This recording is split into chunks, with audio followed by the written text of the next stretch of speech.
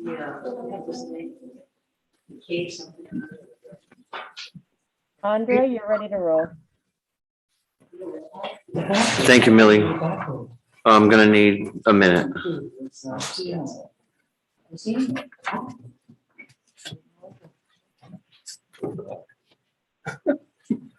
What do you got, Wes?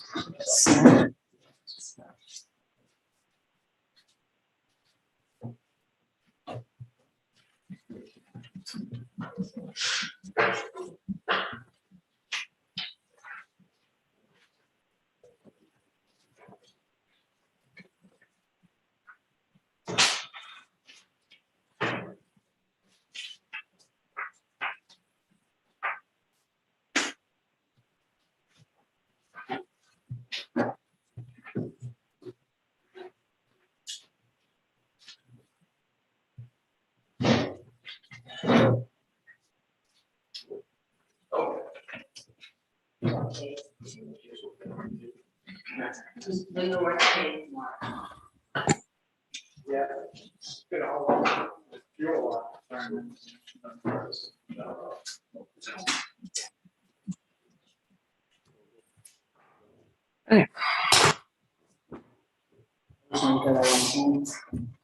Oh, yeah. Good evening, everybody. Thanks for coming to the New Salem Town Council meeting for Monday, November 1st, 2021. First item up on the agenda is public comment.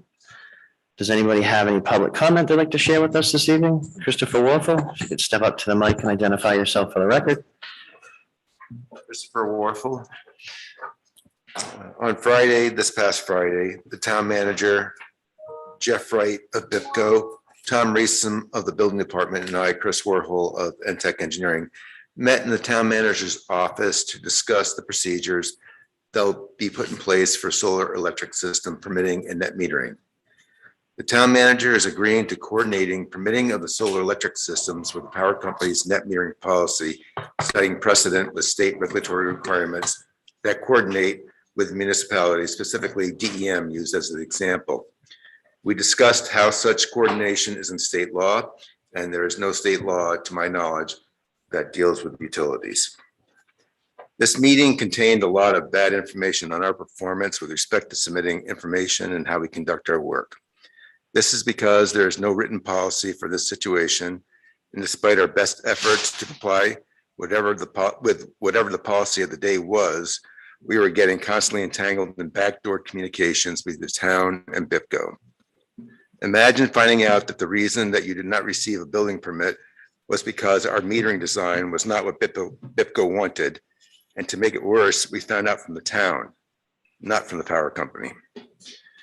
What is needed is a process with accountability, and currently there's not one. Then state law does not have a written process for this, nor does the town or the power company. I am asking that the town put into words what this process is. I am suggesting that be placed in planning statutes, since I will be requesting that those statutes be revamped, and this would seem like a good opportunity to include what is badly needed. Clear language on the coordination of the town with BIPCO in this area. The town may have a better solution, but clearly something in writing needs to be developed and approved and put into action. Thank you. Thank you, Chris. You mentioned that Tom, yourself, and Jeff and the town manager have met last Friday. Do you have any other plans to meet in the future to discuss these issues as well as others? not at this point, no. Oh, okay. Could you just kind of, I thank you for going to the town manager with your concerns. I'm just wondering how you can find your answers on what those next steps would be. Well, I think the process needs to be written out and agreed to and codified somewhere in a statute within the town. There is nothing right now, and there isn't anything like this in the state, to my knowledge. And so if the town wants to be leading in this area, I have thought the planning ordinances would be the place to put it. But again, that's just my idea. Okay. So Marianne, Too much finger pointing was going on. too Yep. much finger-pointing. Yep. Let me make something really clear here. I think we're getting away from, public comment is just public comment. That's all it is. It's not action. If you have a specific action, Chris, what you just read to us, why don't you submit it to the council? I am going to. Okay, great. I'm going to, but I'm trying to give you the courtesy of what happened as public comment, because the comment is that I'm asking as a person in comment that this be codified somewhere in the town ordinances. Okay, But that's a comment is just a comment. A comment is very narrow, and I'm only asking that if you want action, submit. I'm Correct. doing that, but your analysis of what comment is not, commensurate with mine, and we just. Well, we have shouldn't get down definitions. It's very narrowly defined. That's the only reason I'm bringing it up. there. Okay, well, thank you very much. Because I think you're being misled sometimes, Chris, By what? by letting you go on without saying, give us something in writing. I always put it in writing, Thank you. always. I never not. Thank you, Chris, and thank you, Mary Ann, for meeting with Chris to try to find solutions. Does anybody else have any public comment? Mark? One quick thing, Andre. I'm wearing this shirt out of respect to Peter Greenman, and I will be further honoring him Thursday when I give blood. And if anyone is eligible, I think that'd be a wonderful way to honor Peter Greenman on Thursday, but they must get in contact with the blood center to make an appointment. Thank you, Mark. Sen? And just a quick build on that, if you are getting a booster shot on Thursday, I checked, you are able to give blood at the same time technically, you just have to make sure you're feeling well. So boosters and blood. Thank you, gentlemen. Anybody else have any public comment this evening? No? All right. First item up, do we have Dr. Walk up with us this evening? All right. Do we want to put a placeholder here in case he does come at one point? We'll let him in. Okay. Thank you, Millie. Second on the agenda is to receive and act on a request for approbation of appointment of the deputy town clerk. We received an email from a memo from Molly, the town clerk. I will read it. It says, honorable town council members, pursuant to my responsibilities under Rhode Island General Law 457-2, I am ready to appoint Keisha Brown as deputy clerk of the town of New Shore. I seek your approbation for this appointment. In the 6 months Mrs. Brown has been in my office, she has proven to be extremely reliable and professional. She retains information and has mastered new skills quickly. She is fantastic with the public, and her extensive volunteer work gives her a multi-dimensional knowledge of our community. Mrs. Brown acts as clerk for the Block Island Housing Board, the Motor Vehicles for Hire Commission, and the Police Advisory Commission. She records land evidence documents using the IQS recording system, conducts land research, and assists the public with land records and processes conveyance tax returns.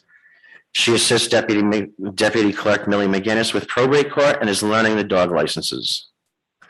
She can issue marriage licenses, maintains the CVRS statewide registration system of elections, candidates, and voters. She tracks terms of the town council appointed officials, members of boards, committees, and commissions. Ms. Brown has attended formal virtual training sessions for probate, IQS fraud alert systems, and the public access to public records, the Open Meetings Act, Vital Records Management, On Board, CVRS, and Rhode Island Code of Ethics and Ethics for Public Officials. Your approbation of Ms. Brown's appointment as deputy town clerk will assist in a smooth transition in the town clerk's office as Millie McGinnis becomes town clerk in January, an appointment you made earlier this month. I'd like to comment that approbation is a wonderful SAT word, which means to just give approval or, in other words, sanction. I did too. You did skip a line. Would you like to? You're also You- wonderful you- at liquor licenses. You went from, is learning the liquor license process. She is able to issue outdoor entertainment licenses, special event licenses, dog licenses. You left out a line, that's all. Thank you. Thank you for Martha. So Mary Ann, as I understand it, we are giving our approval to appoint the deputy town clerk effective November 7th. That's correct. I will make a motion to appoint Keisha Brown as a deputy town clerk effective November 7th. Second, Is there any discussion on the topic? I'd like to say how much I have enjoyed having you here. Since you've been here, I think it's been a great addition to our clerk's office, and I thank you for that. Keith? I think Sven had his, Just real quickly, so from November, just I'm making sure, November 17th, January 1st, or whatever that technical date is, we're going to be 2 deputies, right? I'm just clarifying. so that- Yes, there. Thank you. Anybody? yeah, I just wanted to follow up on what you were saying, Andre. I feel like this is a really important appointment, and it just feels great to have someone who is bright and capable and of the community and gives to the community in this role. And, I hope it demonstrates that there's opportunity for growth if you come to work for the town of New Shoreham, if you're bright and willing to work, that there's mentoring and that you're valued. So thank you.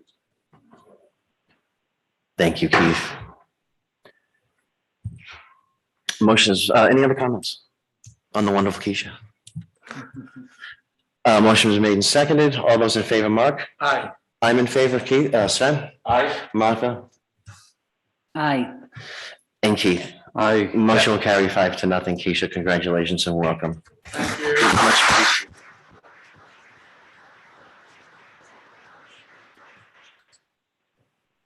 Okay, next item on the agenda is to receive and act on a communication from the Rhode Island Airport Corporation. This is in regards to the parking management issue up there.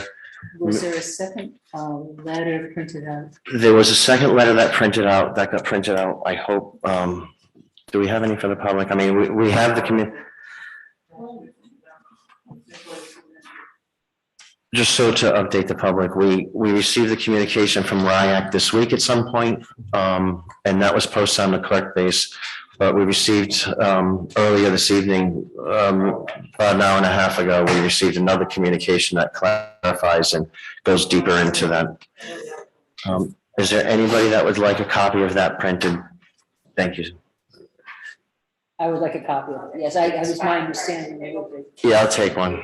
Yes.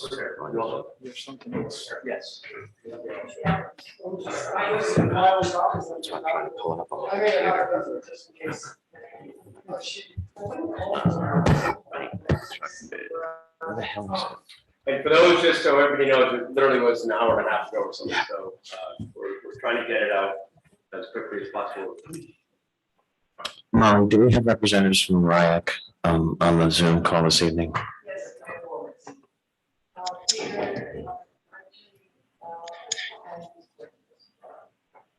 I'm sorry. As soon as I get it. I just want to wait till they print some up for the public. Let me get the public, let me get the communication printed.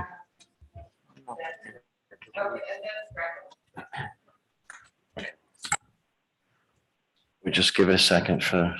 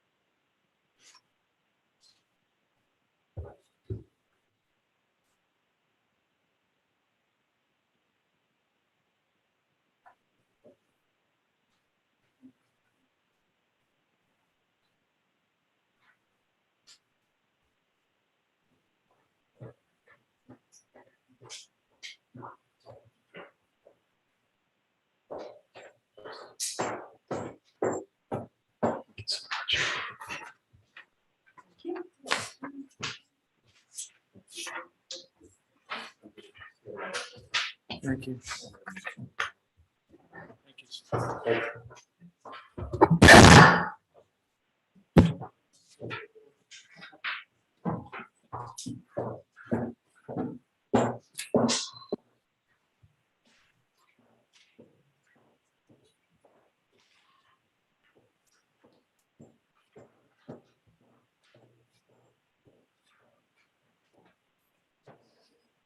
Was that the parking program letter or the cover letter? It looks like the cover. Okay. But the, No, no, the cover letter goes into much more detail about the plans generally. Here's the parking plan. It's a letter dated November 1st, 2021. 536.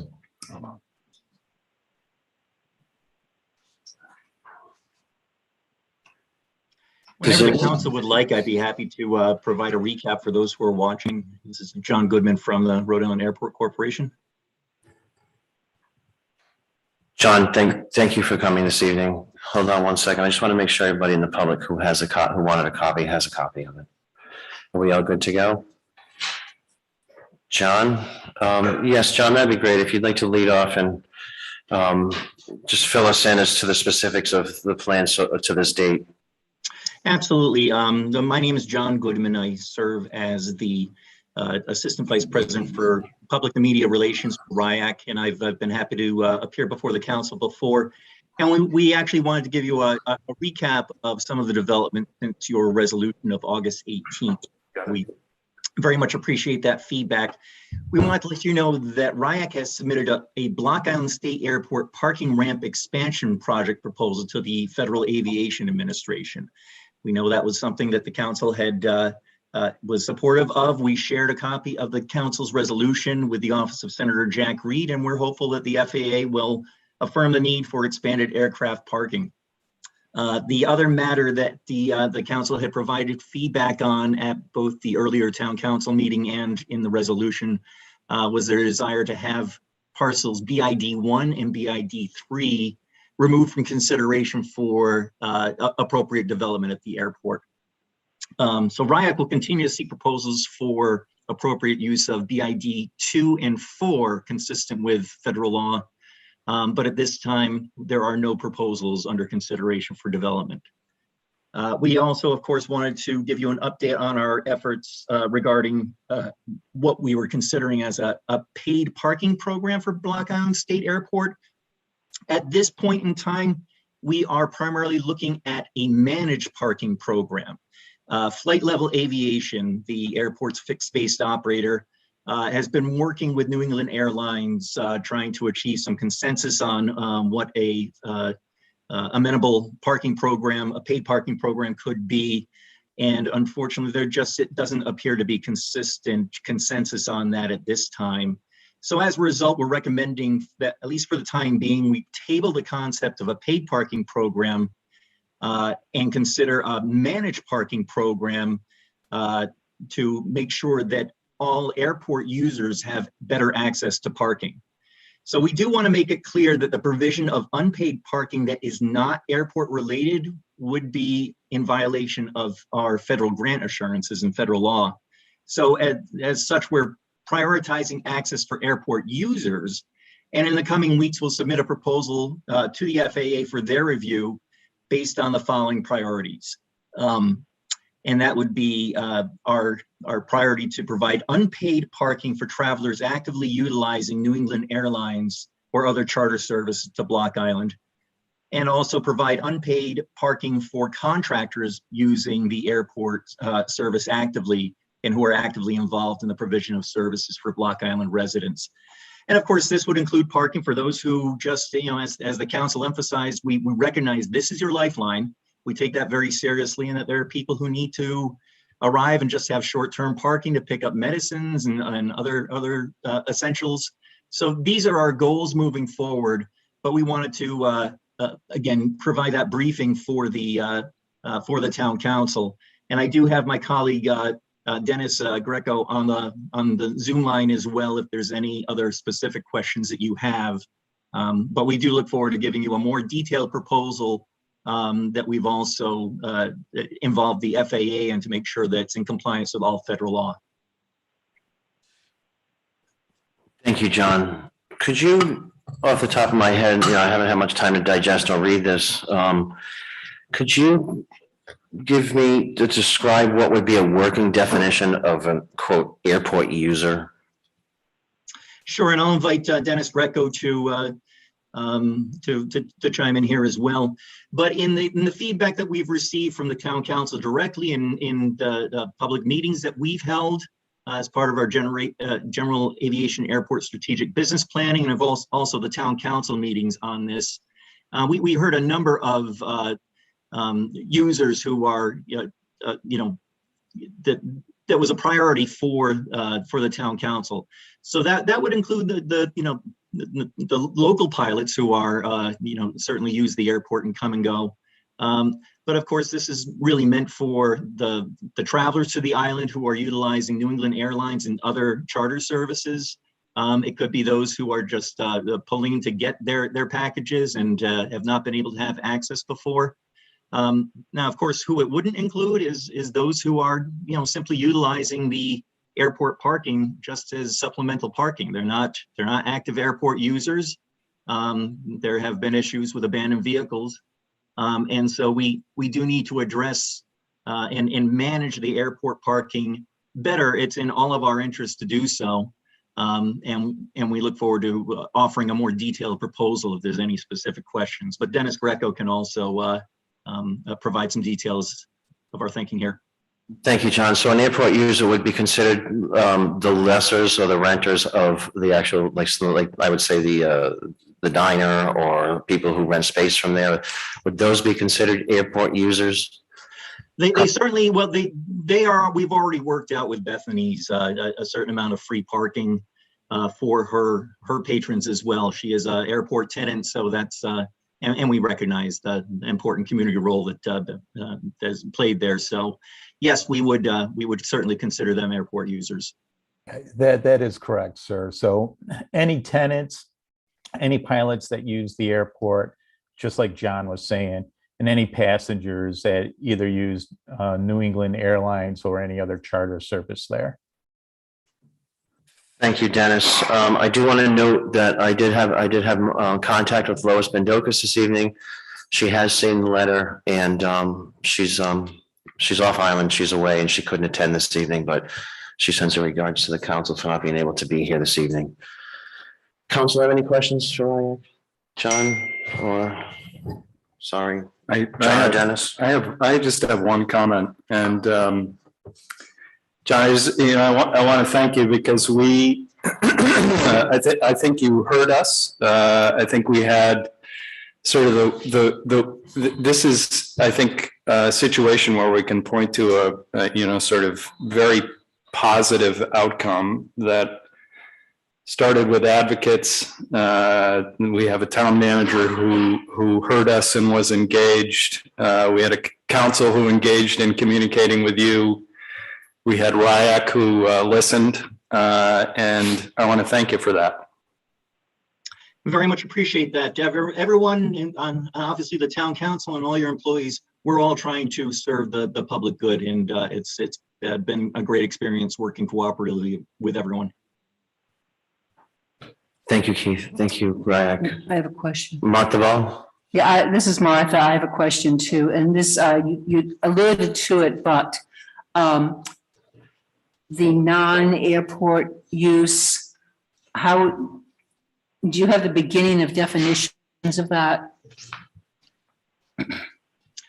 I can refer to my colleague as well, but we are in our proposal, we'll be working to have a method to identify active airport users, and in concert with that, obviously identify those who are parked at the airport, taking up spaces, potentially abandoned vehicles, and identify who should not be there as well. Really going through this process and making sure that we're prioritizing airport users as our higher priority will actually help us assess, what the availability of additional parking is, and how much is being used by airport users, how much is being used by those who, understandably are challenged to find parking on the island. But we think this is a strong foundation on which to help manage airport parking. And if at some point in the future there is consensus regarding a paid parking program, and we feel that there's adequate availability, we can consider a paid parking program. But for right now, we're recommending that we table that concept and focus on a managed but unpaid parking program. Okay, I think what I was thinking of, I was thinking more in terms of people who use the parking lot, who use the airline, who may come in on their own plane, but whose cars don't move for several months during the winter. And that's, I would hope that would come under management. I know it's a tricky thing to handle, but I think if we got rid of a lot, if people just didn't leave their cars at the airport for 4 months, we'd probably have a lot of this problem solved. Yes, ma'am, we agree with that. We're going to have the FAA help us define user and non-user. The big thing, and I think you kind of hit it on the head as well, that some people are using that lot as a form of storage space, whether it's their actual car or any other items that they may leave inside the vehicle. So we want to make sure that we're in compliance, as John was saying, with the FAA, and we owe you that definition. We'll get back to the town council on that, but we're going to be working with the FAA on that.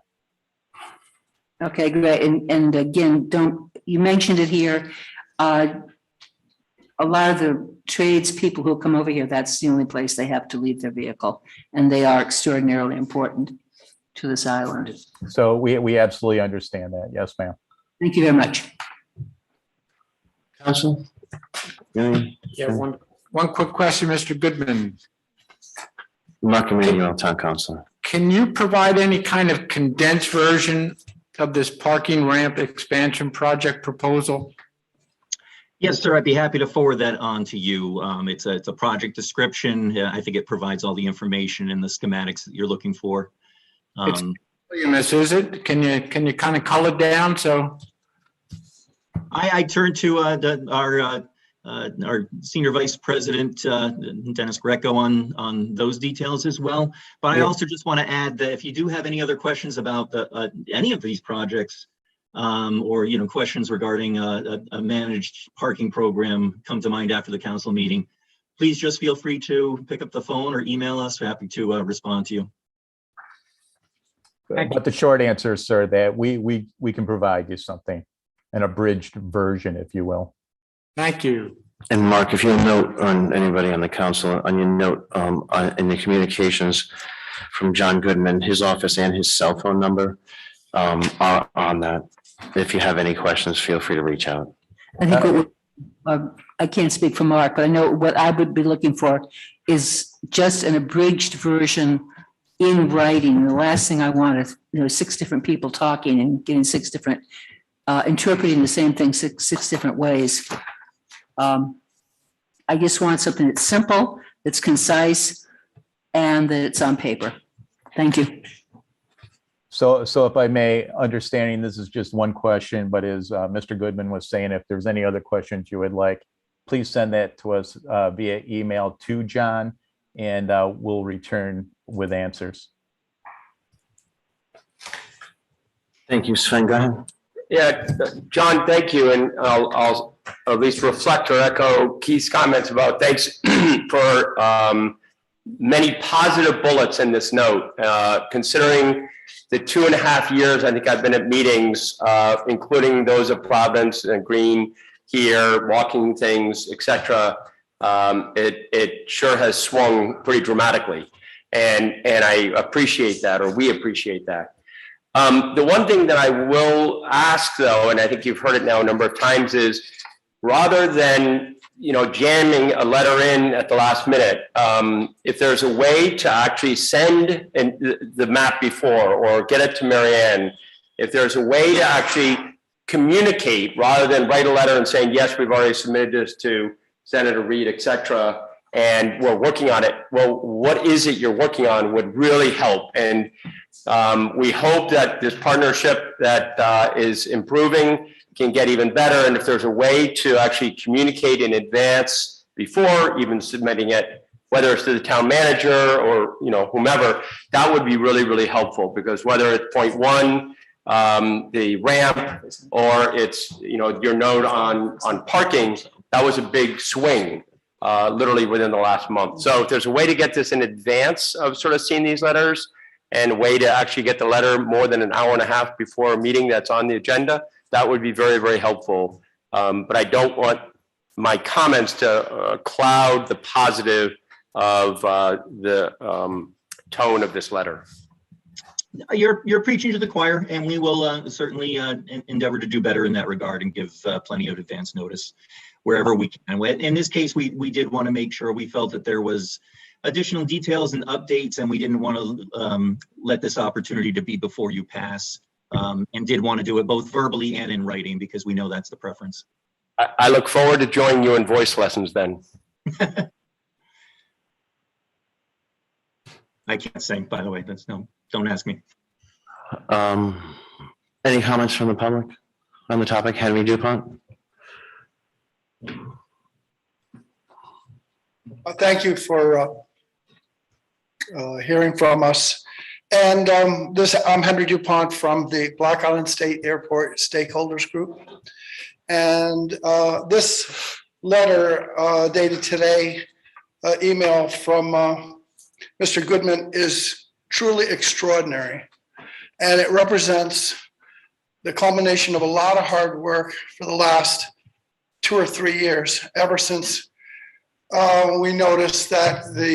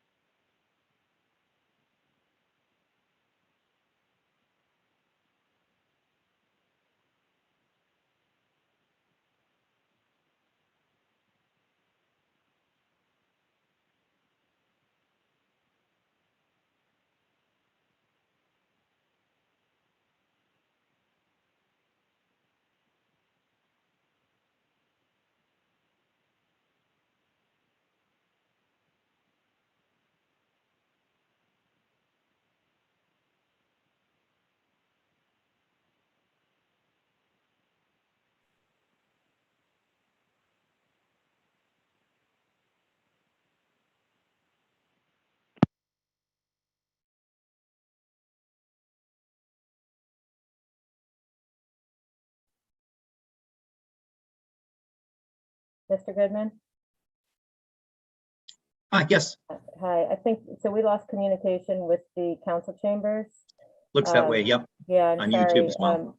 We're trying to reestablish, but at this point, it's, yeah, if you could just sit tight for a bit.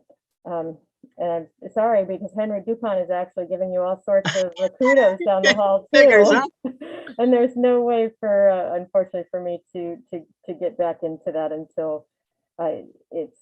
I think they might be unfortunately coming back in. It's Shut okay. down, but let me see what I can do, okay? Thank you.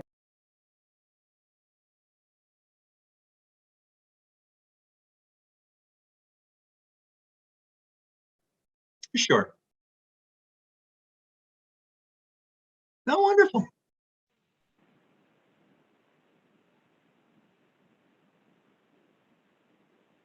Yeah. We were going to remind folks, we did brief the town manager about this on October 25th, if that can be reflected. That was the only additional comment that I think we had in regard to communications, but still, you're not wrong.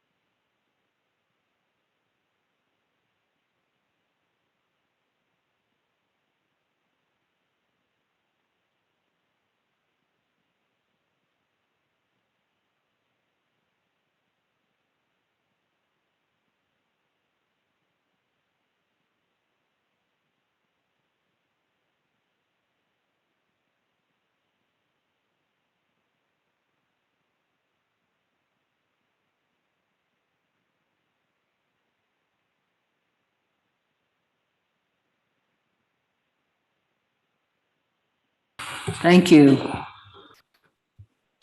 Okay, so Millie or Molly, to be clear, we're good? We're up and running? Yes, we're back on. YouTube and ClickBase. Yeah, we do still have the RIAC on the sick. Let the poor man go. John Goodman and Dennis Greco, as I understand, you're still on the phone? You're still with us? Yes, sir. Okay, did you hear any of the comments from the public after you went down? Would it be okay with the council to return to David Lewis's comments? Or would it be, can we do that? I don't see any reason to. Okay, They can be conveyed and, Yes, that's correct, sir. okay, great, well then, I guess we just want to thank you for coming this evening and, keep working together. Absolutely. Thank you for the opportunity. Okay. Fire truck, Mary Ann, I don't know, you want to take the lead? I see Chris Hobie's here from the fire department. I assume that's why you're here tonight, Chris? Thank you. So before you this evening is the ladder truck that the fire department is looking to purchase. As it said in the memo that the voters approved the purchase of this at the financial town meeting on May 3rd, last financial town meeting. Chris Hobie and the rest of the volunteer firefighters have been working with specifications and what they need. Once they finished that specification, they did forward them to what's called HGAC, which is a national cooperative purchasing agent that bid this out on behalf of the town. HGAC does this nationwide, especially for emergency vehicles. The bid has come back. They have been vetted by the appropriate folks and the folks at HGAC, and we're making a recommendation to award it to Agreement Emergency Vehicles, an amount not to exceed the $1,283,687. I'm sorry, 678. Thank you, Mary Ann. Does the council have any questions? No, there's no. Council, questions? My only question as a frugal Yankee is, does the ladder it's replacing have any value? That's a tough one there. I'm gonna put anywhere from 0. Just take it in, Chris, sorry. Chris Hovey with Block Island Fire. I'm gonna, to your question mark, 0 to maybe on the high end, 50,000, but being the age of the vehicle, it has really no value as a fire apparatus in the United States due to its age. So it would be something that would have to be overseas, which is difficult, but we are gonna put it out there and see what we can get for it. And just so the council knows, there's a 18-month lead time on this. You probably won't see the new vehicle here for a Yeah, good so they're 18 telling me months. about 15 to 18 months on a build time, and that's pretty typical of the last truck also. Thanks, Mark. Anybody else? I just have one. Keith Stover? Given that we're making this exciting new purchase, I'm curious about where we are on a place to park it and a new fire barn. 18 I know months. we've talked about this. We've 18 months. where are we? The last I understand, we were going to retrofit, the front of the building is in pretty bad shape. Yeah. So we're working on, we have to shore that up anyway, even if the truck wasn't gonna be built. The integrity of the building is bad, so at that, doing this, we need, the truck is 11.7 tall. So with the 8-degree grade backing in, we need a minimum of 12.3. I believe some engineers have been working on this. That should be able to be done. So that will get us in the building. For now, I don't see, I don't know much about the new building, even where it's going or anything about it. That's kind of what I'm asking. So in the meantime, yes, it will fit in the station we have as long as we take care of the door problem. There's enough length for it inside. It is a little bit longer than the new truck, but it will fit. Right. In regards to the new fire barn, if the council remembers, we included that in the 6-year capital budget last year that was presented to the council, slated for fiscal year 2023. We're just beginning to work on the capital, 6-year capital budget now. We asked requests from department heads to be into myself and Amy Lyons by this coming Friday, the 5th. And you'll see that capital budget in your discussions going forward. As the council knows, there is a piece of property that we've had some executive session discussions in that regard, and that continues to move along. Like I said, this is an 18-month lead time to get this new truck. And staff, structural engineers, and folks assured me that the needed improvements they make with the money that has been budgeted already for the front and the garage, that the new ladder truck will fit. Thank you. Sven? Yeah, one last thing, Chris, while you're here, and is everything moving forward with the current truck that I know had issues and sort of ups and downs and hiccups and? Yes, it seems that has been taken care of. It was a challenge. It was on International Harvester's end of the Right. truck. That's the cabin chassis. So the shifting sequence was changed and many other items within the truck, but it seems to be operating properly right now. Okay. Also, they did give us a 6-month extended warranty on that truck because we were without it for about 4.5 months. I asked for a year. We got 6 months extended warranty on that vehicle there. So Great. a little insurance on that. Thank you. Thank you. Couple of the quick things. If the town chooses to pay up front for the truck, there's like prepay, pay them 21 days after signing the contract. You can save about $38,000. That's up to Mary. And then there was a 5% increase November 1st, and we have got an extension to November 18th. If we don't sign by then, it's about a $65,000 jump in the price. Right, so that's contingent on our approval of this tonight. You'll be all set if we approve this tonight. Right, okay, yeah, I can imagine. Thanks, Chris. Then the payment, I think, comes. Well, that let Mary into, but the money's there. Public, anybody from the public have any comments on the topic? Council all set? You bet.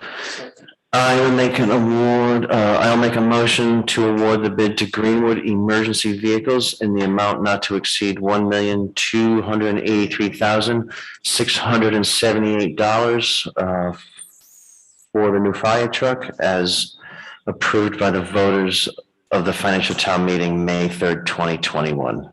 Second. Seconded by Sven. Any discussion? All those in favor, Keith? Yes. Mark? Aye. Martha? Aye. I'm in favor, Sven. Aye. Motion will carry 5-0. There you go. Enjoy your new fire truck. We all will. Or hope not. Thank you. And Thanks. thank you guys. And Mary Ann, thank you very much. I know everybody's been working hard on this, so thanks a lot. A lot of work. Next item on the agenda is to receive and act on a resolution authorizing acquisition of the ladder truck fire engine and approving the issuance of bonds and notes therefore in an amount not to exceed $1.3 million. So if I'm not mistaken, Amy is in the Zoom. Millie, could you let her in? I'm going to punt this to Amy. Okay, I just have one quick question. $1.3 million, and I just made a motion for a different amount. Are we going to have any problems there? No.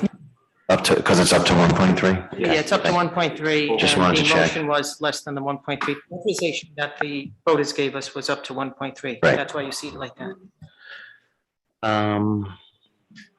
Okay, do you want me to read this? I didn't think so. Amy's here, isn't she? Amy Lance? Yes, hello, Hi, thank you for coming this evening. thank you. Before us is the resolution to expend the funds, if you could elaborate. Sure. Thank you. Well, you've already talked about the difference in the numbers. The authorization is up to 1.3 million. The award amount is obviously slightly less. There are financing and other costs in between in the gap. So that's why the resolution uses the full up to 1.3 million. And we will likely do this as a borrowing. Even if we were to decide to pay it upfront or determine to do a very short note, this resolution still needs to be in place. That allows us to expend any funds from today going forward. But as I said, we will likely end up borrowing this and combining it with some of the road bonds that need to be issued. And then if we were to move ahead with the overlook as well, we'd combine those in an issue sometime in the next few months. We would love to be able to take advantage of that 21-day pay in full discount, but that doesn't seem possible for us right now, given the cash flow needs of the town and the other projects that are underway. So again, this resolution allows us to make that commitment, to put down any deposits that might be necessary, and then to finance as we see fit over the next 18 months until we take delivery. Thank you, Amy. Council, questions? Finance Director? Any comments from the public? When we signed the contract before the November 18th deadline. Amy, did you hear that? Yeah, we will. Yeah. Okay. Now. We can sign it tomorrow after this is all approved. Okay. So a motion would be in order to what? Accept the resolution as written? Yep. Or sign the resolution? The resolution. Make a motion to approve resolution R 11-2021 of the town of New Shoreham, which is a resolution of the town of New Shoreham approving the issuance of bonds and or notes in the amount not to exceed $1,300,000 for financing the acquisition, outfitting, and equipping of a ladder truck for the town.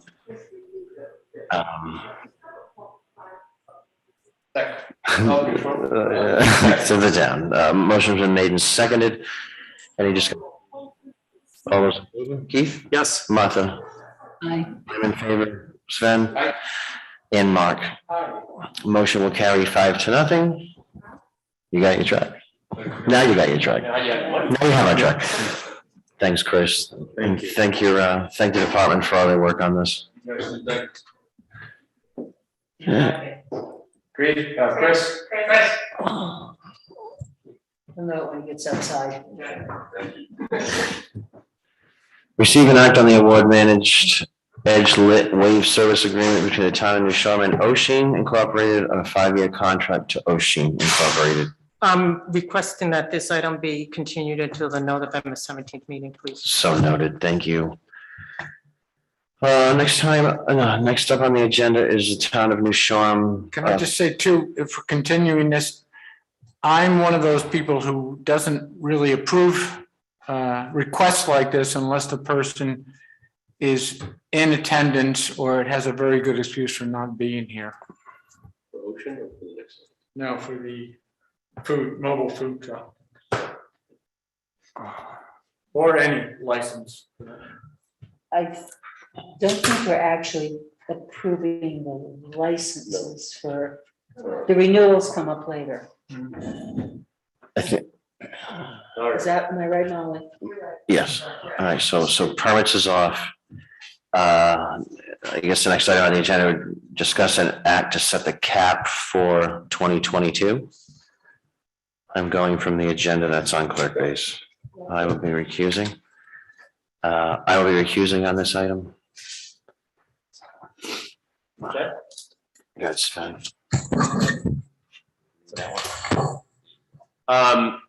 So this is a year when, the state now is sort of doing licensing. We have to approve caps. We have to approve sort of the boundaries of it. There's unfortunately not a lot that we actually participate in anymore relative to what it was in years past.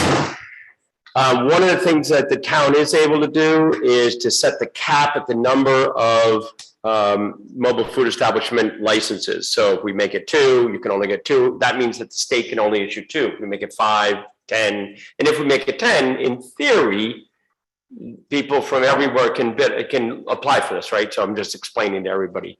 So it would be in my personal interest to make sure that we know where everybody is that is currently using their mobile food establishments, and then be able to have a discussion about that. At least that's my thinking, because I think right now we have 5 licenses. Is that right, Molly? And maybe we want to discuss that a little bit and hear from the public and just make sure that all 5 are still active. Any other thoughts here before we open it up? This is really on the first bullet. Yeah, did you just say that then anyone can come here? Doesn't it have to be a year-round resident? This all changed. Is it all changed last year? In essence, that's why I'm describing it. I figured everybody would want to know. So basically, go ahead, Mo. No, that's what I thought the number one criteria was. The genesis of this license was to provide an opportunity for year-round residents. It was in the past. And Molly, do you want to describe what the state decided to do last year? Sure, in 2019, the state decided to simplify the application process because every town seemed to have different criteria. This process makes much more sense on the mainland, where a license from Cranston may need, approvals from the, 5 different departments. A license from Providence may need 2 approvals. Each food truck had to apply to each separate municipality. If they wanted to do if they wanted to move the truck from here to there. We don't have that problem here, but it was frustrating on the mainland. So the state decided to create an overarching registration process where they collected all the permits from the Department of Health and the fire marshal and everything else that was needed. They would present each town with where the applicants could present each town with the same completed state registration form, and the town could decide whether to issue a license. The state law allowed the town to control the hours of operation and the locations. So. And the number. And the number. And the number. In this meeting, you're going to be setting the tap, but an important thing is to also set the location because you want to know who's operating where, and you don't want to have a spot for someone else to move into. Right. Possibly. So. Right. Pleasure. Does that make sense to you? Because it really was squirrely the last couple of years in this transitional period. And to be very blunt, and I understand we're on YouTube and all that, to be very blunt, one of the concerns would be, how do we make sure that as the state grants licenses and we say the cap is at, I'm making this up, 5, that suddenly somebody from the mainland doesn't just jump in and get one of the early 5. And suddenly somebody here who's had, an establishment for a long time is left out in the cold. So it's right now our goal is numbers, location, and hours. That's really our core goal. And our process has been to reach out to the operating MRPs and ask whether they want to renew and where they're going to be operating. That's the information you have in front of you tonight. Can I just ask whether, so we have Julia Gassner's application, is that also governed under the state law? Yes. Or is hawkers and peddlers a separate category that we have? There's state law for hawkers and peddlers licenses. It is separate from the state MFE law. But similar in our role. Yeah. We're answering the same questions for hawkers and peddlers as we are for At this meeting. mobile. It's okay. In theory, yes. Yeah. Mark? Yeah, probably to Molly then. Part of this motion would be the approval of the interstate taxi lot. Now that's extremely short term for what, a weekend. Yet we're excluding on that list the Southeast Light location. Is that a mistake? Yes.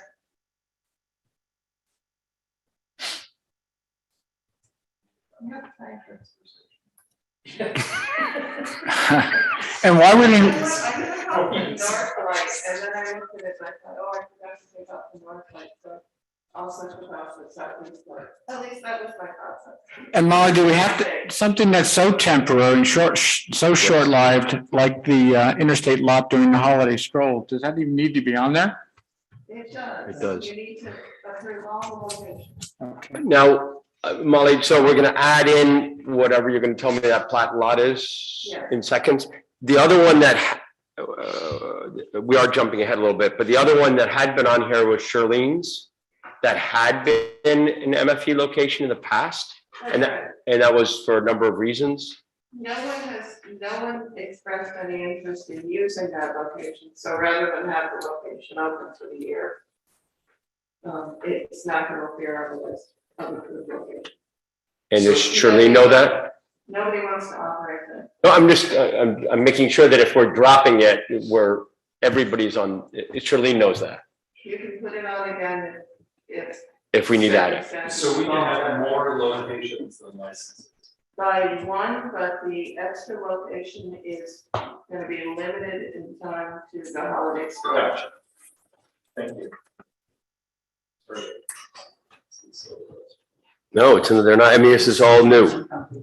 This is an all new.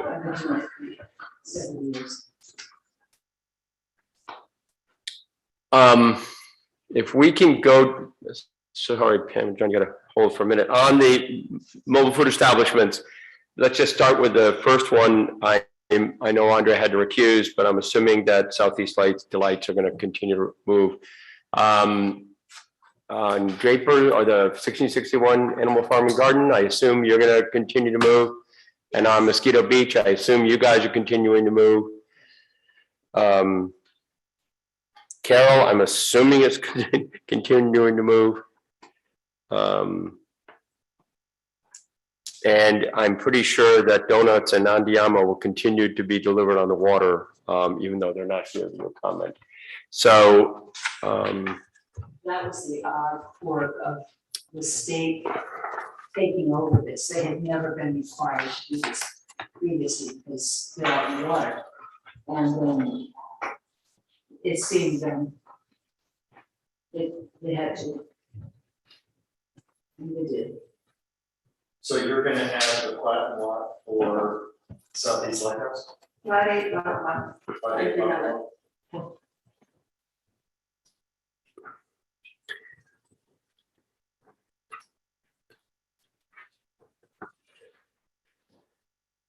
Is anybody asking for additional? I mean, theoretically, someone could ask us if they wanted. yes, but if we set the cap at 5 and there are 5 people that get their licenses, and I'm just restating this for everybody, then the 6th person has to wait till next year. They could apply actually, but they're over the cap. Is that right, Molly? So they would just sit in this application world up in Providence.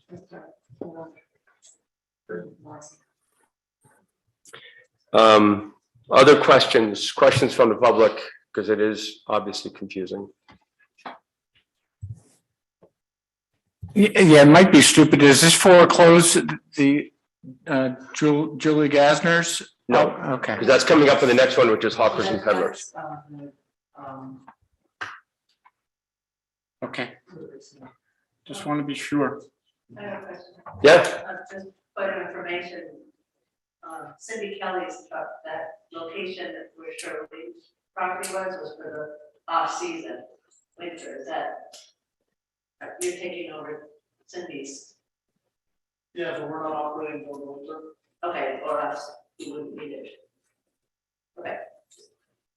Sorry, I'm not 100% sure what you're asking. Well, to just keep that location on in case you were doing the seasonal thing where, you know, it just was too extreme at the Mosquito Beach location. Which is why she had 2 locations. So Pam, so just to make sure, I think the Shirley's property is out of scope. I'm glad you raised it, but in the past, the truck that you purchased was there in the winter, was by Sisters, and then in the summer was by Mosquito Beach, but you're not going to do the winter operation. Is that correct? That's what your application is. Well, next year we can reapply and we can look at new locations. So the first thing on the agenda is discuss and act on the cap for 2022. I see there are 5.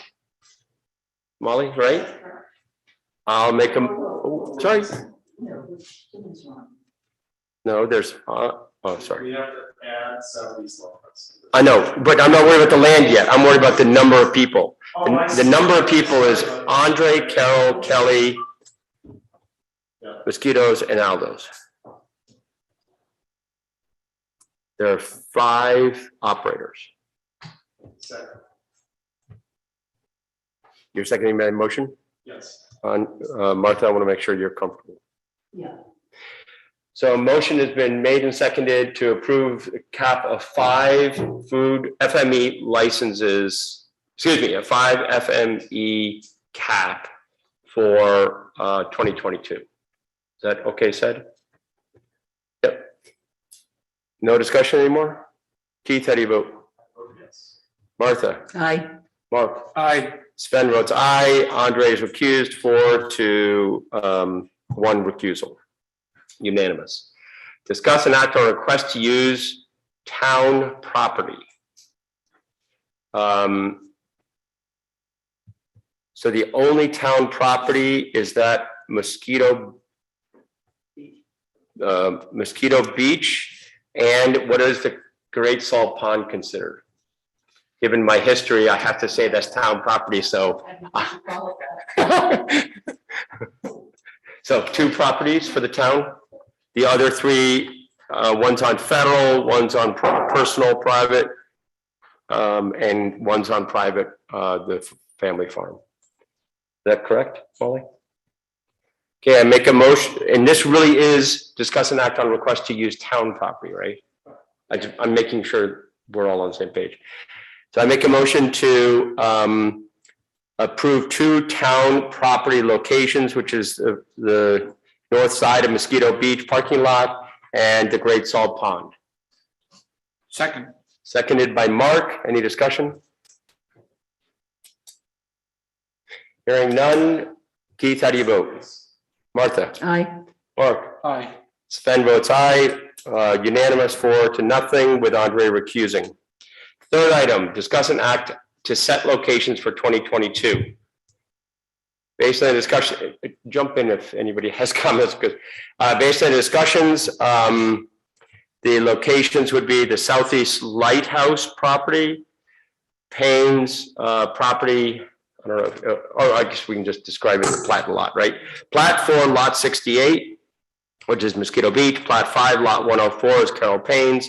Plat 6, lot 150 is Interstate Taxi Lot, which is for a holiday stroll. Plat 7, lot 33 is the 6061 Farm and Garden. Plat 20, lot 21 is the Great Salt Pond. And Plat 8, lot 1 is the Southeast Light. 6. Seconded by Keith. Any discussions? Now, so back to Mark's question. How does Julia Gasman's application fit in that fit in here, or is that office?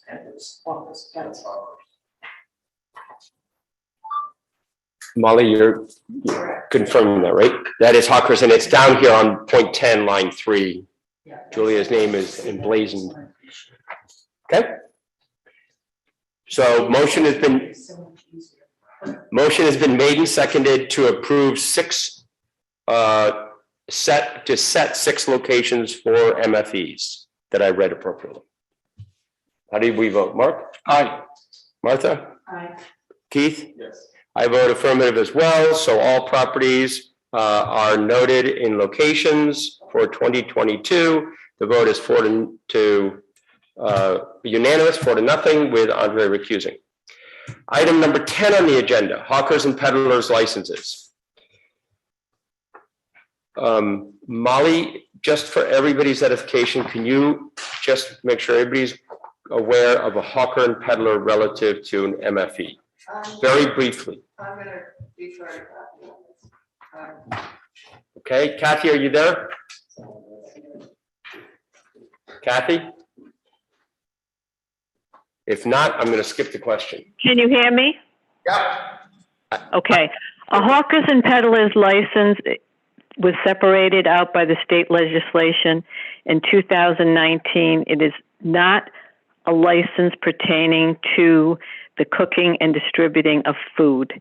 It's primarily related to prepackaged items, gifts, crafts, and that type of thing. It does not require approval of the fire marshal. It does not require approval of anyone except for the town itself.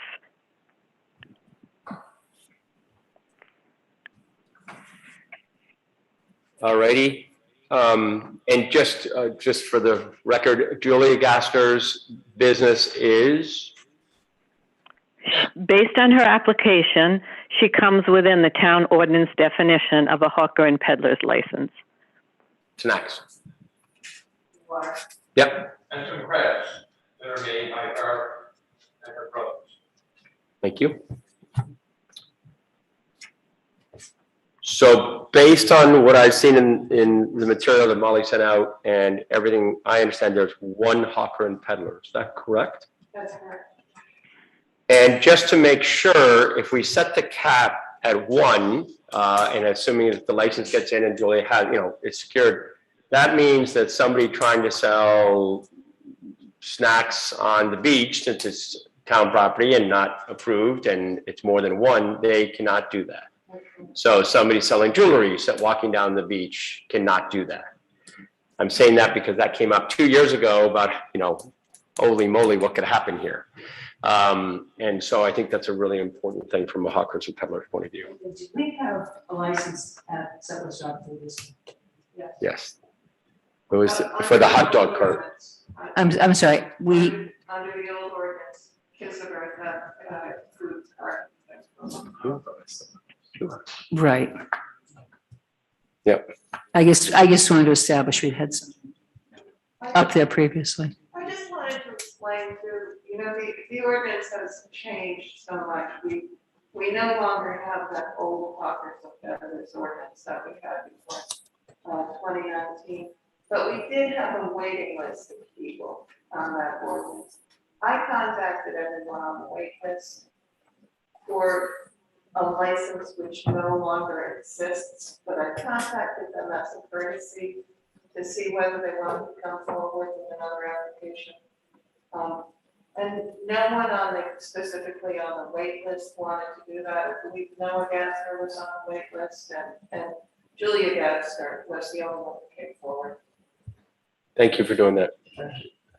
Perfect. Okay, based on what's in the material and everything I've heard and everybody here, I believe there's one hawkers and peddlers as we think about the cap. So I make a motion to approve a cap of 1 for 2022 in hawkers and peddlers. Seconded by Keith. So that means there's one slot. Any comments, questions? Yes, my question is to Kathy. Does this get into monopoly law where you only give it to one? And for example, you can't, for some time I thought we only had one liquor license out here, like a package license. And then they cried foul and said it was monopoly, so they got the second license. Do we get in any kind of legal disputes by not capping it at 2? No, you don't. As a matter of fact, state law specifically prescribes the minimum for certain kind of licenses that municipalities must have. So certain of your class of licenses are required minimum by state law. There is no such requirement with respect to hawkers and peddlers licenses. Thank you. I think we were talking about monopoly money from that there. Okay, so motion has been made and seconded for one hawkers and peddlers, for a cap of 1 on the hawkers and peddlers. How do you vote, Mark? Aye. Martha? Aye. Keith? Yes. I voted in the affirmative as well. Congratulations to Julia. And it's 4-0 with Andre recusing, unanimous. Discuss an act to set locations for 2022. So may I inject Yes, here, please. please? I would ask that the council respectfully table this particular item vote from this evening until we have the time to spend some time discussing this with the applicant. We did receive some information from our zoning attorney at 4:30 this afternoon as relates to that specific location. So the clerk will be reaching out to the applicant tomorrow to have that discussion with them as it relates to the location of this particular site. Do we have any issues of not approving it in time? Like if we roll this to Wednesday, Is that fine, or do we want to go further to the 17th? Well, we can't roll it to Wednesday because we're beyond the time. Okay, And based on my discussion with the town solicitor, we're okay with doing it on the November 17th meeting. okay. Okay, is that also then the third point, which is discuss an act on license application? Is that the same point? Is that the same Yes. comment? Okay. John, or, yep, What was the issue with the town solicitor? It appears that this particular license is in an RA zone, and the use is not zoned for sales. And as far as the parking lot itself, that had a license to it previously? That based on the review of the zoning attorney, he said it appears that there does not exist a lawful non-conforming use. So I think what has happened is they had at one time was non-conforming. If that was the case, we're still starting to research that it's no longer non-conforming because you had a break in time. And okay, what about other locations where food trucks are those in residential zones also? good. We have an opinion from them about the food trucks that they're fine. So just to, next steps are, you're gonna talk to the applicant, will, The clerk's office is going to speak to the applicant Thank and you. as how best to proceed. and then we'll continue this, or I would continue continue it, this yes, please. to November 17th. Sorry, you have to be That's here correct. again, but, We're taking my parents up island. I hope they're okay, by the way. We could have a, Any earlier time? yeah. Why don't I have the clerks work with the applicants and And then we can always, we'll make sure you don't miss a window. Let's put it that way, and we'll work together on this, because, Thank you very much. I appreciate it. no, of course. Someone's gonna get ahead of you. Yeah, nobody's gonna get trade. that's why we requested that the one license get approved this evening. So So just to make sure we're all clear, the cap of one is approved. All the applications can happen, you guys can communicate it, then we can just figure out how to define the location or how to word things appropriately. Well, if it works, it's. Yeah, if it works, if there's a cap. Thank you very much. Thank you. Ooh, that's getting nasty. While you head out, could you just tell Andre? Yes. Thank you. Thanks, Kelly. Bye, Kelly.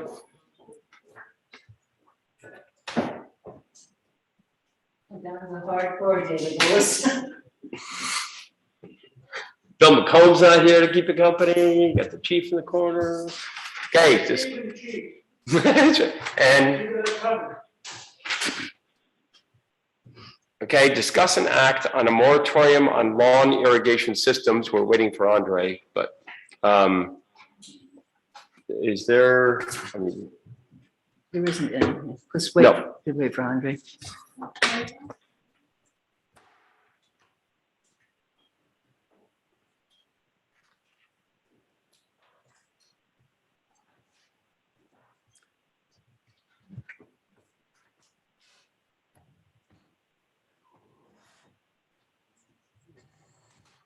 Thanks. Everyone's gone. Must have been exciting. And by the way- Must have been exciting. By the way, before we wrap up too much, I want you to know that Mark was the first one to notice that to make sure the southeast lights had a slot there, a little bit of a. He was the first one who said something. It was there. That's what it becomes a transfer station. The application. You didn't see that? Oh, yes, I know. But there was a permission letter. Yeah, oh yeah, no. Okay, that's all that matters. But I'm telling you that Mark was the one who said. Molly's just looking out for me. Thanks, Molly. All right. I'm just gonna start blurting things. Okay, irrigation. Yep, irrigation systems. Next item on the agenda, number 11, is a discuss and act on a moratorium on lawn irrigation systems. I don't see any. There isn't anything. It's because I asked for this and I simply wanted this as a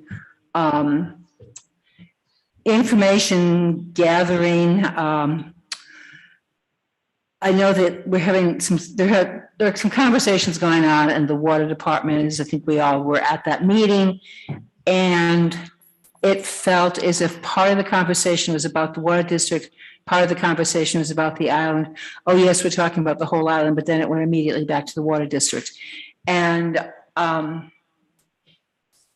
it's my understanding, and I just would like something a little firmer than what I'm pulling out of the air, that there is a study being updated. Sorry, I get it. I'm not even sure which study it is. I've got a 1994 study, which I don't think is the one that is being referenced by the water company, that was done by the USGS.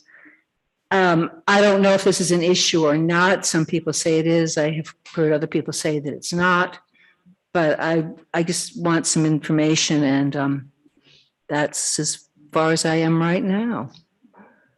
Thank you, Martha. Marion, can you organize that information for Councilor Bo and the council? I think it would be very good information to have. And if it's something that we're looking at,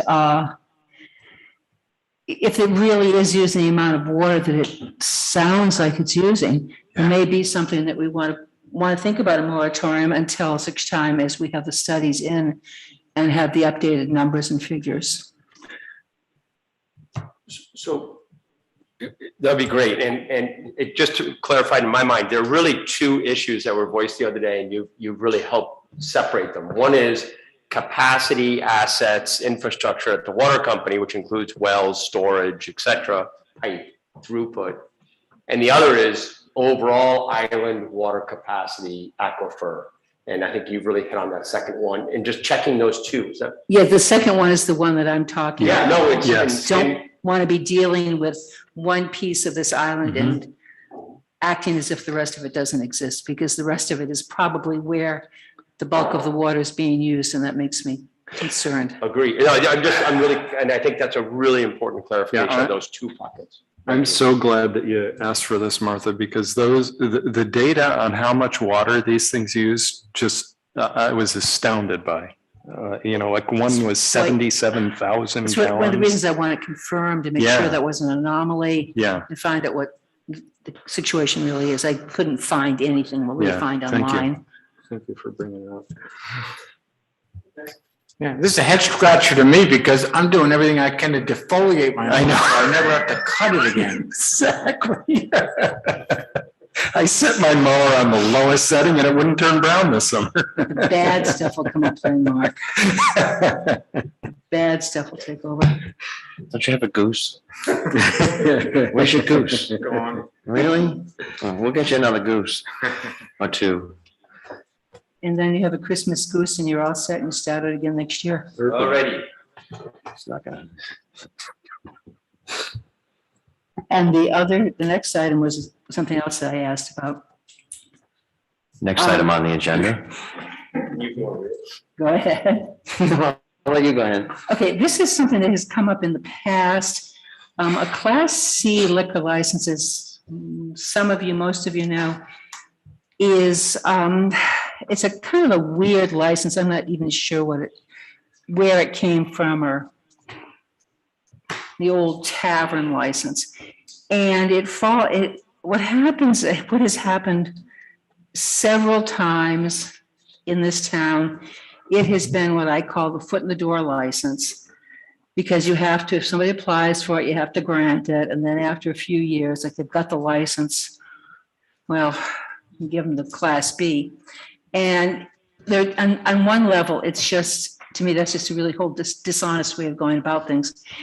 What I found, I was looking to see, a big legal scholar that I am, I was looking to see, I don't know what I was looking for. And I found that Coventry, Situate, and South Kingston can prohibit them by ordinance. So let's ask for the same thing.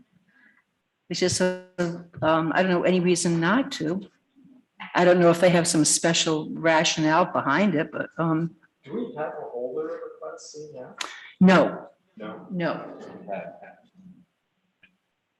And we don't have any Let's applicants. kind of match the definition to what I can Well, you- recall. I'll tell you later. And I couldn't. So. Well, you wouldn't be able to even if we had one. But people have had them, haven't they? Oh, yeah. Yeah, I mean, they basically, like you say, it's sort of that junior step thing. Yeah, and it's not, and you can't deny it because you can't deny one, because you have to have one of every. According to all the attorneys, I still think that's got to be a ridiculously. If we're going to talk about taking things to court, we're going to take that one to court, but. But I guess, in my mind, supply and demand sort of rules in this kind of thing, right? So is the idea trying to reduce down liquor licenses, or is it trying to just say, hey, if you're gonna apply for a license, apply for a real one, and let's increase that number? That's mine, is if we're gonna be, we have to be honest about this and not pretend that it's just, oh, it's just this really, it's not mine, it's that weird license where you can only have, and I don't even know why they still allow it, you can only have like prepackaged food, and it's just something that's left over from a whole different era. Sardines. I don't know. Pickled eggs. No, it says pickle sardines. It's not, no, it's We have to at least. popcorn, crackers, bread, pretzels, sausage of any type, pickled sardines, smoked herring, lupino beans, and potato chips. What is a, I don't know. It's just something. Something you don't have to make. It's, I mean, I just think it's, as I said before, and I'll say it again, I have always felt it was just a way of getting in, and nobody ever keeps one for longer than they keep it as long as they have to until they can get the B license, and I just don't think it's a fair, it's fair, it's legal. It's not an honest approach. And I understand people have done it as a means of securing an end. I understand that. I just don't think we should be, other towns have eliminated. Why am I still talking? No, Martha, you are right. This was used as a stepping stone to get an upgrade. I can list at least a half a dozen just off the top of my head who came before previous councils saying, I'm going to stay open all winter, so I need this license. I need this upgrade. If I'm going to stay open all winter, they get the upgrade. So I don't have any trouble eliminating this license. So we would need to send a letter to our legislative delegation saying, please include us in this section. Is that right? So can I make a suggestion? Yeah. In January, the work session is when we're doing legislative update. So I would suggest at that point, if there's other legislation you want to look into, have a resolution with this one so we can give it to our representative, our local folks, so that they can bring it forward. So I don't know if I would do it now. We could, but they're not going to be. Let's keep it. Yeah, let's keep it in a package. Yeah. You can do it in January. That's when the legislation's getting back in session and stuff like that. Yeah. Can I ask, sorry, I had some work here. Is there a way that the clerk's office can sort of pull together, do we have a history of who had this license? And then whether they tripped up to be? They all did, and we. I know, I just want data, I'm just trying to, as we do this, because if we're gonna go to the legislatures and ask them to do it, it'd be good to have that data behind us. It's also very good that we don't have one in place right now. Yeah. We don't have an application for one. Yeah, no, I'm just, that history would be really helpful as a reference. Can't we just say it's? And then, go ahead. And then FYI, another obscene negative byproduct of this was that they'd get the C and then get the B, and then within a very short amount of time, sell the business with the liquor license upgrade, which really is not what it's all about. So we can put that on our legislative agenda. The concern is, we do have a few items for this year, is that correct? I think so. And we do have one meeting dedicated to a legislative agenda. You can have more. I know we can add more, but I want to, Sven, you said you're going to be away for most of December, so if we want to discuss anything. This was in January. I understand, but if we want to discuss putting things on January's item, we would be, you will be away in December if we were. I can write any comments. Okay. Well, I just want to keep that in mind. I mean, we don't have to finalize the legislative agenda January 5th, but it's good to get it in as soon as we possibly can. Anything like that. I was just gonna say, they don't hear the municipal stuff until, And we're going through a budget season. I don't want to Early talk about mid- the legislative agenda. All right. Good. I think we have communication, so no action on that except to keep it on there. It seems as though the council has a path forward on that. Correspondence, we have correspondence, Chris Warfel, denouncement of the governor's Rhode Island 2030 planning initiative, which it's a working paper with preliminary recommendations with that hopefully will further shape the public input and serve for a framework.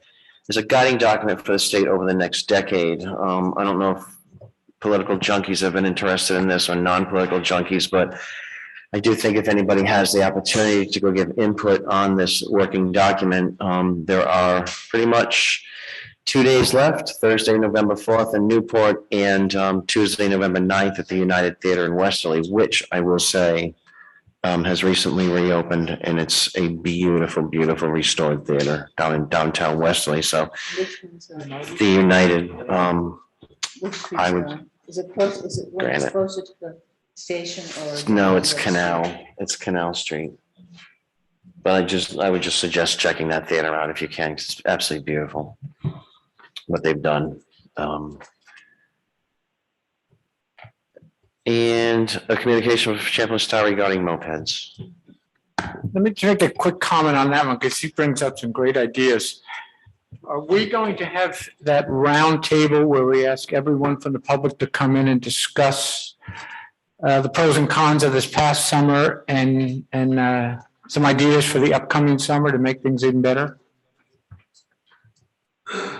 the chief is going to report out in December of the summer, if that's what you're referring to. Now, I'd like it to be listed so people can be in attendance and come forward, hopefully to applaud what's taken place this past summer, but at the same time, give some suggestions on what can make it even better for next summer. Would you like to do that as a workshop instead of a meeting? Is that what I'm hearing? Okay, In essence, same thing. yeah, I think. because a workshop is more of a back and forth type of thing. All right. Historically, we've often done sort of that summer recap day and have the department heads come in and just sort of say, hey, how was recreation? How was this? How, whatever it may be, harbor, whatever. Would you, if it hasn't been forwarded this to Chief Moynihan, because there are actually a couple of interesting things in here. Chief, have you seen that letter? The Champ Star, letter. Okay. He talks about, GPS tracking. Yeah, that's what I thought was interesting. And, Probably our- just kind of interesting. And he has I never was the first one to photographs when I of saw it. 2 places where they were using, 2 bulkheads with the same numbers, same. Well, those weren't on them. Yeah, those aren't on them. No, but it's worth taking a look at and see what you think about it, as we, enter. But this is why I kept fighting to get our own numbers. Right. We ended up We ended up getting it. Right. Correct. Our numbers were used, yes, and they were extremely helpful this summer. And yet again, Years. and we'll get all that data with the chief in December, you said? It sounds like, and is not only from the chief, but all department heads, is what I'm hearing. Right. Again, just to have around, just want to just schedule wise, that'll be December. Right. We'll just, all right. Well, I'm asking if you might want to just do maybe the community thing in November while you're here. It doesn't have to be. I mean, how many more meetings do we have in November? Well, Not counting liquor. Not counting liquor. We have one on the 17th. We have one on Wednesday, and the following week is Thanksgiving week. I'll let you do the schedule if you want. Okay, I mean, I'll do it. chicken. I'd like to meet. Kidding. All right, minutes. October 18th, open and closed.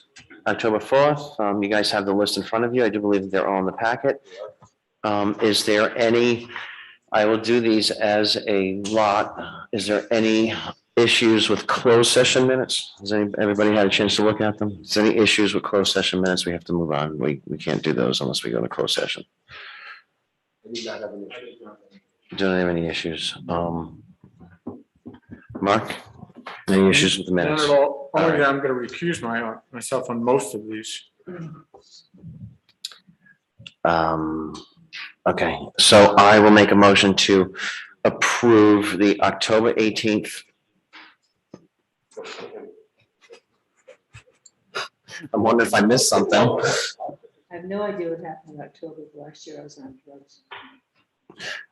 I'll make a motion to approve the minutes of October 18th, 2021, open and closed, October 4th, 2021, October 5th, 2021, February 3rd, 2020, March 2nd, 2020, March 16th, 2020, March 17th, 2020, April 1st, 2020, April 8th, 2020, April 11th, 2020, April 13th, 2020, April 15th, 2020, April 23rd, 2020, April 29th, 2020, May 6th, 2020, May 8th, 2020, May 3rd, 2020, May 20th, 2020, 5 p.m., May 20th, 2020, 7 p.m., May 27th, 2020, June 6th, 2020, June 8th, 2020, June 10th, 2020, open and closed, June 12th, 2020, June 17th, 2020, August 25th, 2020, September 29th, 2020, October 5th, 2020, October 4th, 2020, October 19th, 2020. Do anybody want me to repeat that? Mark, do you want to recuse for any of those? I will recuse for all minutes in calendar year 2020. Okay, so motion's been made and seconded. Motion's made. I'm looking for a second. Second. Seconded by Sven. Anybody, any other recusals on any other dates? For the clerk, for the record. All those in favor, Keith? And Martha? Aye. I'm in favor, Sven, and Mark in favor, except for the ones that he recused. Sir. Okay, thank you. Motion carries. Next item on, Just one note, and Molly, thank you for getting all these done. I know it goes way back, but really appreciate getting all this done. It's a lot of work.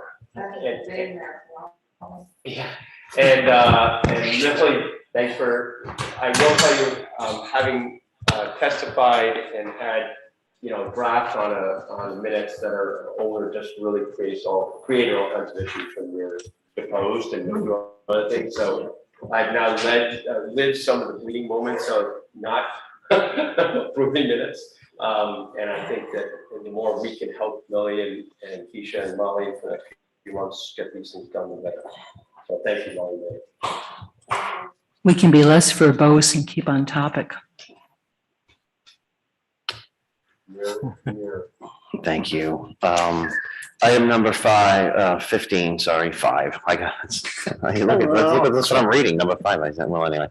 Evaluation of town manager job performance. This may be held in closed session pursuant to Rhode Island General Laws 42465A1. Any discussion of job performance, character, or physical or mental health of a person or person, provided that such a person or persons affected shall be notified in advance in writing and advised that they may require that the discussion be held in an open meeting. Mary Ann Crawford, would you like this in an open or a closed session?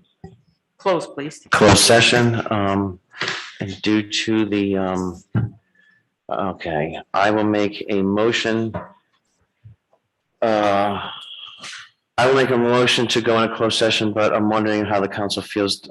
In the past, when we have had these discussions or evaluations of town managers, we have excused the clerk and appointed somebody from the council to do the minutes. I'm just wondering if the council would like to do that, because the clerk being an employee of, so would anybody want to, I can make a motion to that effect. Would anybody want to step up and to do the minutes for this session, so I can put you in the, thanks, Keith. Did somebody just say no? Somebody said yes, that's all right. Okay, so, due to the sensitive nature of the closed session, I will make a motion to excuse the town clerk and to appoint Keith Stover as temporary secretary for purposes of taking the minutes in this closed session meeting. All those in favor? Aye. All in favor? Yes. All in favor, motion will carry. Thank you, guys. gentlemen. If there's anything to report after closed session, we will make sure we do so in open session.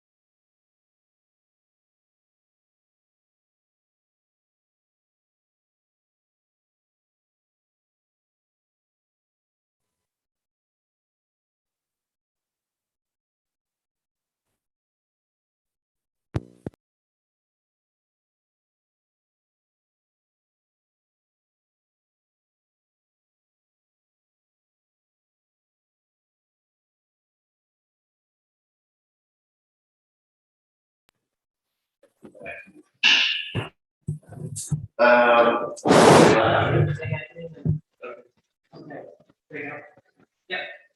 you. We're now in closed session for the town manager's evaluation. And I'd like to make a motion to seal the minutes. Second by Sven. All those in favor? Yes. Martha? Aye. And I'm in favor. As in favor. Mark in favor. I'm not that one vote was made. One vote was taken in the closed session, and that vote was a motion to continue the closed session evaluation of the town manager until Wednesday, November 3rd at 5 o'clock in the afternoon. And I made the motion, seconded by Keith, and the vote was unanimous to continue the meeting to November 3rd at 5 o'clock. With that being said, any other comments? I'll make a motion to adjourn. Oh, we need to vote. Do we need to vote? I just announced the vote. Who voted for what? You have to vote it, which you. I just announced it. And I announced it in the second. I just do it again, just. All right, so the vote in the closed session was to continue the evaluation of the town manager to November 3rd, Wednesday, November 3rd at 5 o'clock. Second, by Keith. Mark? Aye. Mark, voted in favor? Aye. Sven in favor? I'm in favor. Mark Wall? Aye. Yes. Martha and Keith are all in favor, so the motion carried unanimously. With that, I make the motion to adjourn. Second by Sven. All those in favor? All in favor? Aye.